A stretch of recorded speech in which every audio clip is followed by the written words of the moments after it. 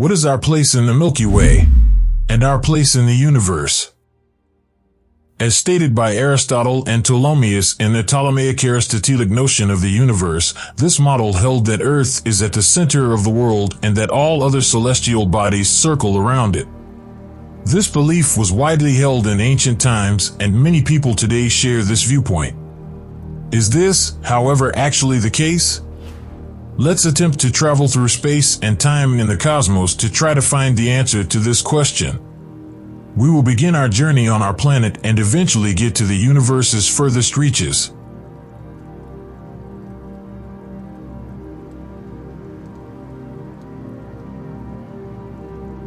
Galileo Galilei, a well-known Italian astronomer, was one of the first individuals in the modern era to express some skepticism toward the geocentric model of the cosmos.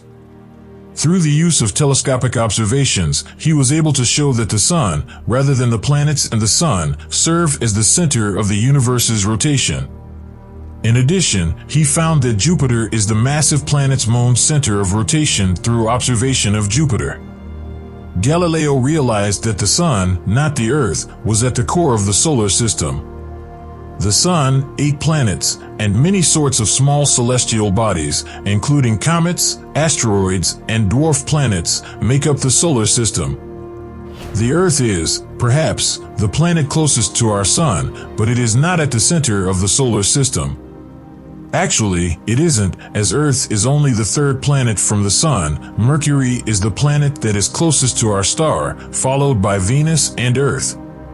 Since the Earth revolves around the Sun, our star, just like every other celestial body in the solar system does, it follows that the Sun, not our planet, serves as the solar system's center of rotation.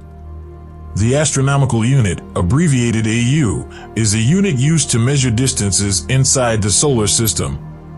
It represents the length of a year, or 365 days, and the average distance of the Earth from the Sun is 150 million kilometers.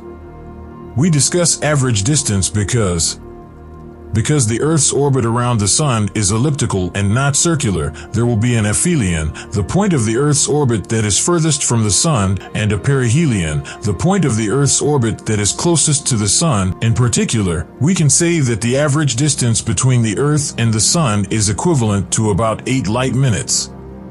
This means that sunlight takes 8 minutes to reach Earth, meaning that the sunlight we see at any given time is not the sunlight that just arrived from the Sun, but rather the sunlight that left the Sun 8 minutes earlier. In other words, even if the sun set at 2:30 p.m., we wouldn't notice until 2:38 p.m. Or, alternatively, if you could fly the Millennium Falcon from Star Wars, it would take you just 8 minutes to get from the Sun to the Earth, when in reality it takes a few years. To put the size of the solar system into perspective, Pluto would be 700 meters from the Sun, or 7 standard soccer fields, if the Sun were a sphere with a diameter of 14 centimeters. Our satellite, the Moon, is the celestial body closest to Earth, allow 3 days to travel there.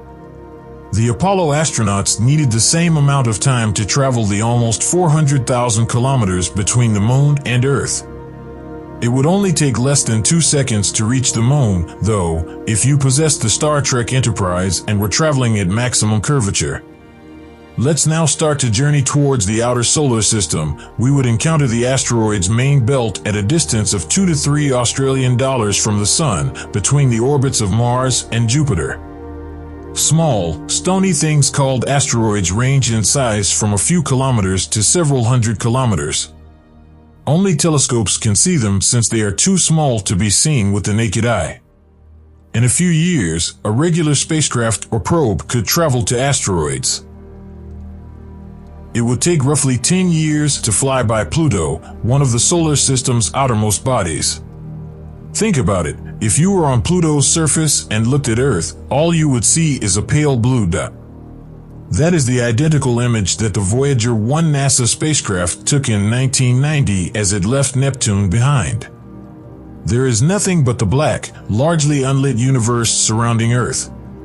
We have now left the solar system behind and are moving towards interstellar space. We must travel a little bit more than 4 light years to reach Proxima Centauri, the star that is nearest to Earth. We recall that a light year is the distance that light travels in a year in the vacuum, which is around 10 trillion billion kilometers.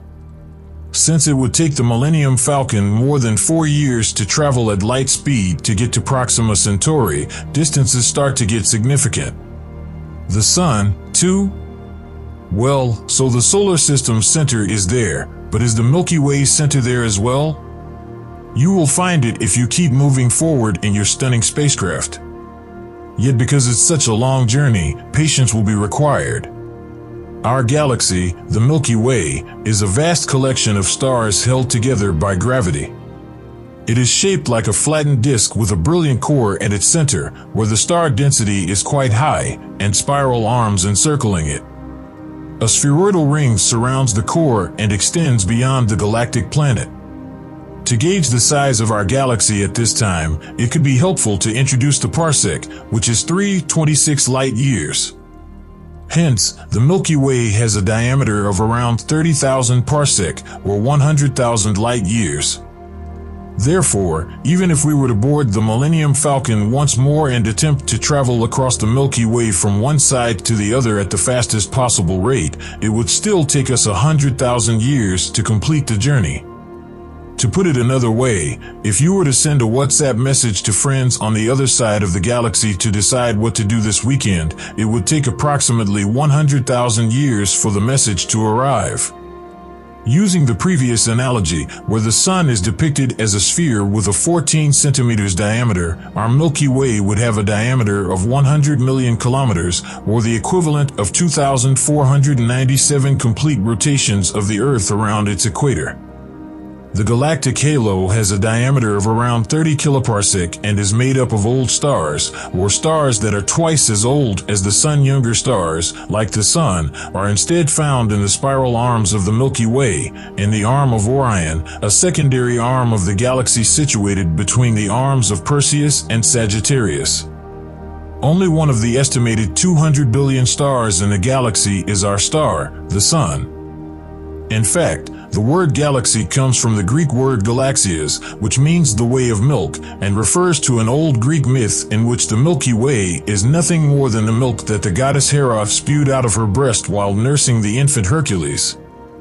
If you were to find yourself on a hillside on a bright summer night, you would undoubtedly have looked up at the sky and spotted that whitish, milky band that spans the entire sky, that is, the Milky Way. Since we are looking at the galactic plane edge-on and from within it, the Milky Way appears to us from Earth as a streak, since the Sun is located inside one of its spiral arms. Comparable like trying to view our entire condominium from our apartment. Since we are within it, we can only see our neighbor's apartment. But is the galaxy's core the Sun? No, it is approximately 8,000 parsec, or 26,000 light years, away from the galactic center. Our star travels at a speed of 215 kilometers per second throughout its approximately 250 million year journey to the galactic center, which implies that since its creation, it has only completed about 25 orbits. And it's a good thing the Sun is not in the galaxy's center, since there is a supermassive black hole there called Sagittarius A star. This monster has a mass that is around 4.3 million times that of the Sun and an enormous gravitational field that prevents even light from escaping. The direction of this enormous black hole is toward the constellation of Sagittarius, which may be seen in summer by people in the northern hemisphere and in winter by people in the southern hemisphere. A black hole cannot be directly observed using a telescope, since it does not emit light in the visible band, which our eyes can perceive, but it can be discovered indirectly. 1. Radiation from the accretion disk surrounding the black hole. An accretion disk is formed of matter that circles spiralingly around the black hole. Eventually, this matter will collapse into the black hole. Yet, before entering it, it is heated to extremely high temperatures on the scale of 1,000,000 degrees, creating extremely high-energy electromagnetic waves like X-rays and gamma rays. 2. Studying the motion of the stars in the region of the black hole.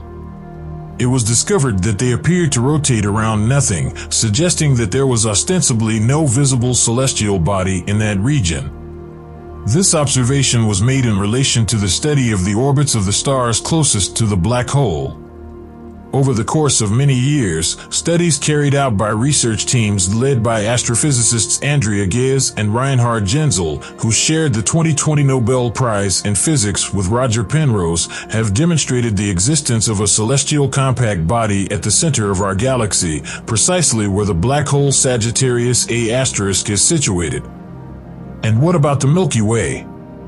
Does it stand at the center of the cosmos? The response is negative even in this instance. The Milky Way, which has a diameter of 10 million light-years or 3.1 megaparsec, is a member of the local group of galaxies.